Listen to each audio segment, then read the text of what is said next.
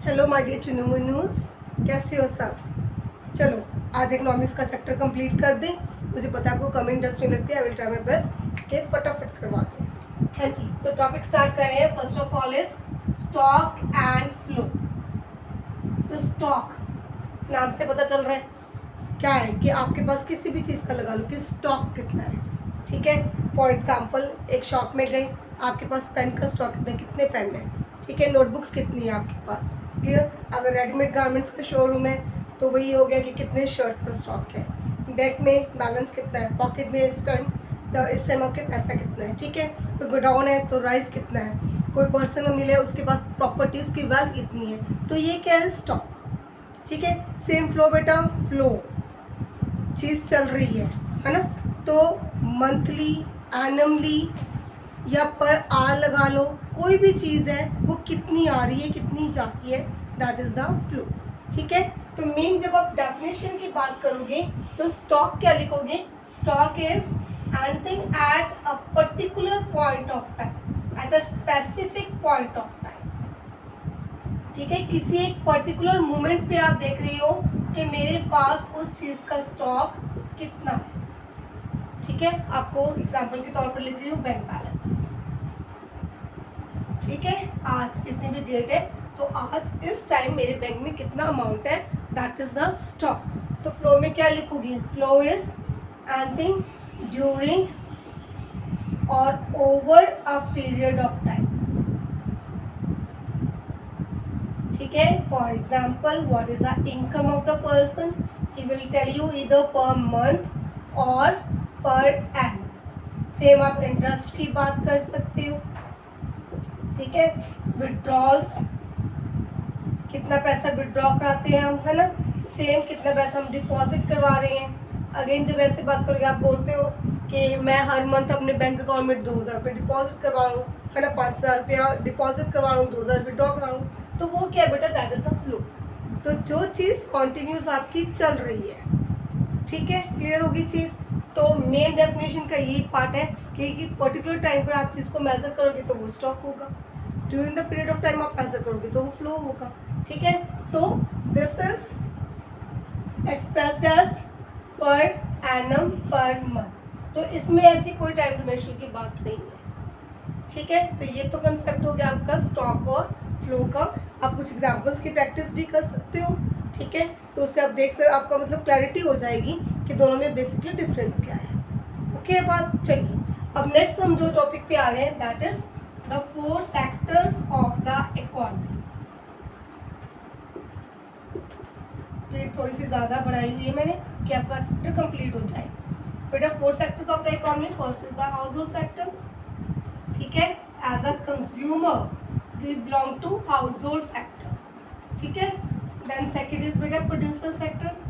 तो जो कोई भी इंसान है वो प्रोडक्शन कर रहा है, ठीक है, या वो अपने गुड, मतलब कोई भी इंसान जो आपको गुड्स और सर्विसेज प्रोवाइड कर रहा है, he is the producer and he belongs to the producer sector. ठीक है, उसका मेन काम क्या है, वो प्रॉफिट अर्न करना चाहता है, वो कमाई कर रहा है।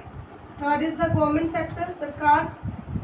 ठीक है, then the last one is the external sector, जिसके साथ हमारा कॉन्टिन्यूस क्या चल रहा है, एक्सपोर्ट और इम्पोर्ट चल रहा है। ठीक है, तो बेटा जो चारों सेक्टर है जो इनका आपस में फ्लो चलता रहता है। ठीक है, पैसा आ रहा है, पैसा जा रहा है, गुड्स एंड सर्विसेज आ रही हैं जा रही हैं। ठीक, तो इसको क्या बोलते हैं, इंटर सेक्टरल फ्लो। चारों सेक्टर एक दूसरे पर डिपेंड करते हैं अपनी ज़रूरतों को पूरा करने के लिए।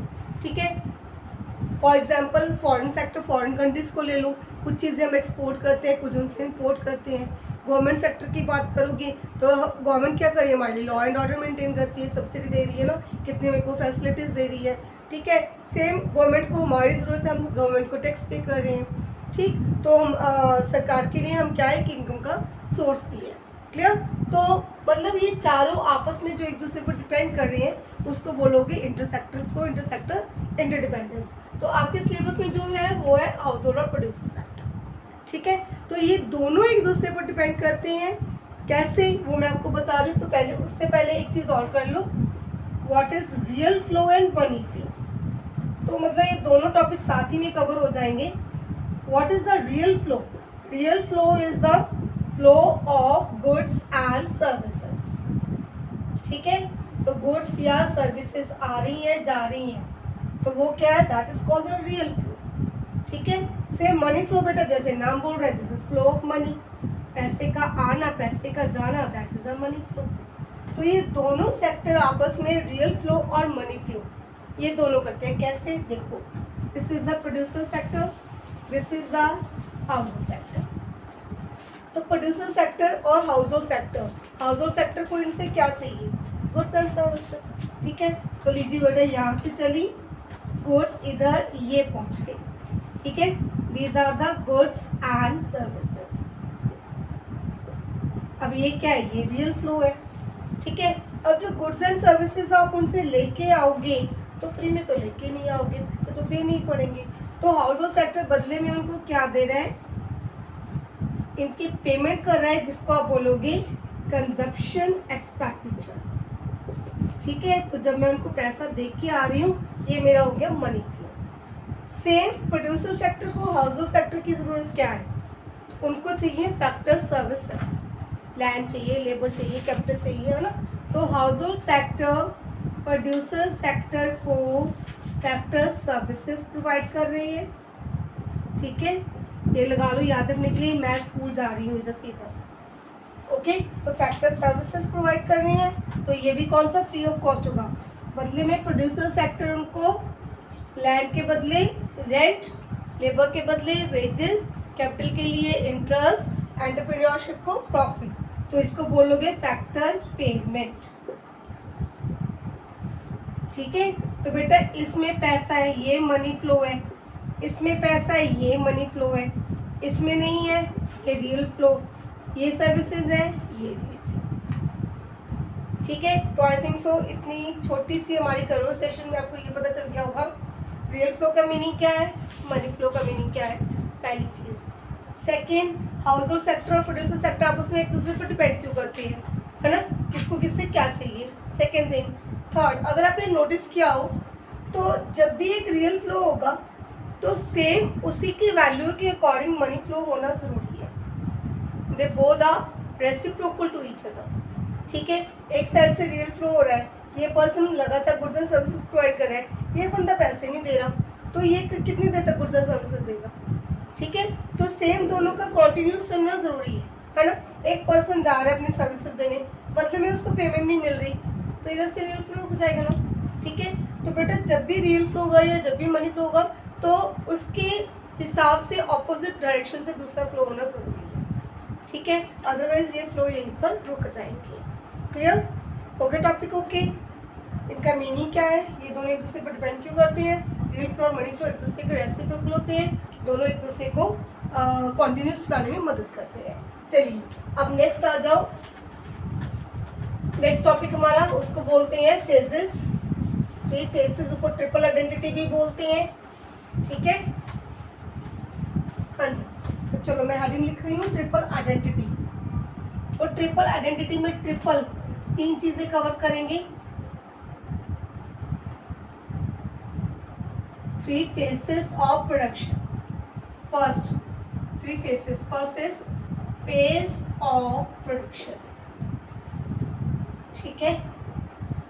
Second is face of income generation, and the last one is phase of expenditure. We can also say disposition. ठीक है। तो मतलब क्या है, ये तीनों आपस में एक दूसरे को बनाते हैं, एक दूसरे पर डिपेंड करते हैं। तो पहला आ जाओ बेटा फेस ऑफ प्रोडक्शन। प्रोडक्शन में क्या है कि हम रॉ मटेरियल लेके प्रोडक्शन कर रहे हैं, रॉ मटेरियल भी चाहिए, फैक्टर सर्विसेज भी चाहिए, है ना। तो फैक्टर और नॉन फैक्टर इनपुट्स की हेल्प से एक प्रोड्यूसर अपनी प्रोडक्शन स्टार्ट करेगा। ठीक है। हाँ जी बेटा, प्रोडक्शन को क्या बोलते हैं, एक और, that is also called value addition. अब ध्यान से सुनना, एक प्रोड्यूसर क्या कर रहा है, ही हायर्स और परचेजेस फैक्टर सर्विसेज। ठीक है। याद है factor services, land, labour, capital, and entrepreneurship. ठीक है, तो इनकी हेल्प से इसने क्या किया, अपने प्रोडक्शन को स्टार्ट कर दिया, तो वैल्यू एडिशन शुरू हो गई। ठीक है, आपको एग्जांपल भी दे सकते हो कि मान लो उसने कुछ भी रॉ मटेरियल परचेज किया 5000 का, ठीक है, और उसने जो प्रोडक्शन करके सेल किया दैट इज ऑफ 12000।